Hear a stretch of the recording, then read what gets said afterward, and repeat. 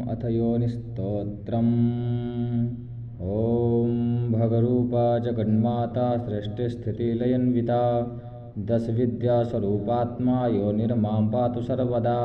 कौनत्रयायुता देवी स्तुते निन्दाविवर्जिता जगानन्दसम्भूता योनिर्मां पातु सर्वदा।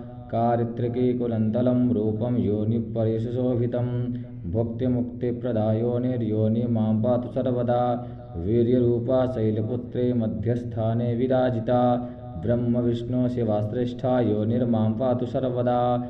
योनिमध्ये महाकाली छिद्ररूपा सुशोभना सुगदा मदनागारा योनिर्मां पातु सर्वदा। काल्यादियोगिनी देवी योनिकोशे संस्थिता मनोहरा दुःखलभ्या योनिर्मां पातु सर्वदा। सदाशिवो मेरुरूपो योनिमध्ये वसे सदा कैवल्याकामुक्ता योनिर्मां पातु सर्वदा। सर्वदेवस्तुता योनिर्सर्वदेवः प्रपूजिता सर्वप्रकस्त्रयीत्वं योनिर्मां पातु सर्वदा। सर्वतीर्थमयी योनि सर्वपापप्रणाशिनी सर्वज्ञेः स्थिता योनिर्मां पातु सर्वदा।